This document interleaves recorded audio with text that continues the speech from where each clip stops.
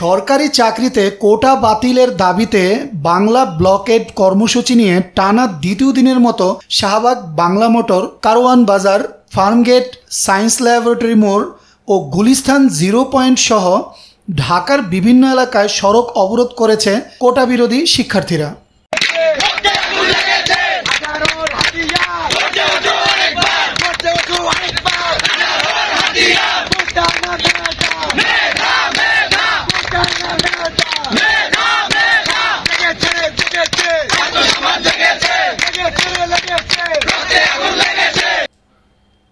এতে এলাকাগুলোতে যান চলাচল বন্ধ হয়ে গেছে।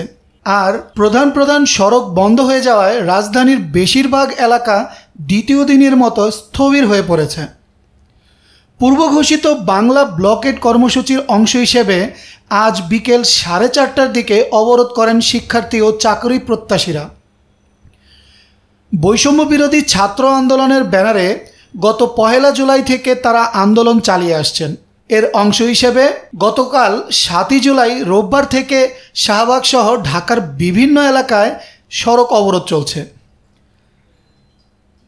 আন্দোলনকারীদের অভিযোগ, বাংলা ব্লকেড কর্মসূচির দ্বিতীয় দিনে পুলিশ অনেক জায়গায় তাদের বাধা দেওয়ার চেষ্টা করেছে।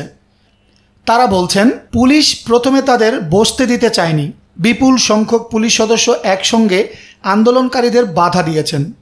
এরপরও শিক্ষার্থীরা অবরোধ কর্মসূচি পালন করে চলেছেন। এরই মধ্যে রাজধানীর ব্যস্ততম পয়েন্টগুলোতে আন্দোলনরত শিক্ষার্থীরা অবস্থান নেওয়ায় সড়কে যান চলাচল বন্ধ হয়ে গেছে। অফিস ফেরত মানুষগুলো পড়েছেন চরম ভোগান্তিতে। কার্যত ঢাকার বড় একটি অংশ স্থবির হয়ে পড়েছে। সরকারি চাকরিতে কোটা পুনর্বহালের প্রতিবাদে বিকেলে গুলিস্তানের 0 পয়েন্ট অবরোধ করেন জগন্নাথ বিশ্ববিদ্যালয়ের শিক্ষার্থীরা। এ সময় তাদের সঙ্গে কবি নজরুল ও সোহরাওয়ার্দী কলেজের শিক্ষার্থীরা যোগ দেন। গুলিস্তান অবরোধের আগে জগন্নাথ বিশ্ববিদ্যালয়ের কাঁঠালতলা থেকে বৈষম্য বিরোধী ছাত্র আন্দোলন জগন্নাথ বিশ্ববিদ্যালয়ের ব্যানারে শিক্ষার্থীরা আন্দোলনে নামেন। পুলিশি বাধা অতিক্রম করে তারা প্রতিবাদ মিছিল নিয়ে রায়সাহেব বাজার ও তাঁতিবাজার অতিক্রম করে গুলিস্তানের 0 পয়েন্টে এসে অবস্থান নেয়। আর বিকেল 4:30টার দিকে শাহবাগ মোড় অবরোধ করেন আন্দোলনকারীরা। এর আগে 4টার দিকে সায়েন্স ল্যাব অবরোধ করেন ঢাকা কলেজের শিক্ষার্থীরা। অবরোধের কারণে রাজধানীর এই অংশের যান চলাচল স্থবির হয়ে পড়েছে। পুলিশ জানিয়েছে, রাস্তার যান চলাচল বন্ধ করে আন্দোলন যেন না হয় সেজন্য শিক্ষার্থীদের অনুরোধ করা হয়েছে, কিন্তু তাদের অনুরোধ শোনেননি শিক্ষার্থীরা। আমাদের ন্যায্য দাবি তুমি আদায় হোক, এটা আমাদের